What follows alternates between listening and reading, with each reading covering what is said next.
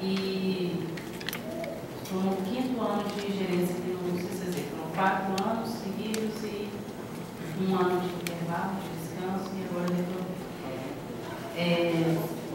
Então, isso aqui, gente, é uma prova de que quando as secretarias trabalham em conjunto, as coisas funcionam. Nós, lá no controle zoonoses, estamos dentro da Secretaria de Saúde, nós estamos limitados um pouco em relação a como poder usar o dinheiro, né? Porque existe a lei complementar do SUS que nos que limita um pouco a utilização de recursos públicos para, por exemplo, imitar na questão de bem-estar animal diretamente, né, no animal.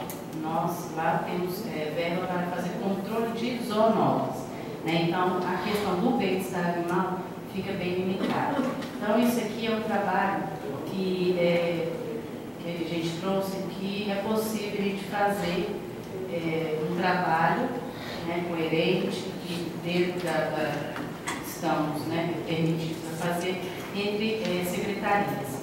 Esse aqui é um folhetim que nós lá elaboramos e junto com a Secretaria de Meio Ambiente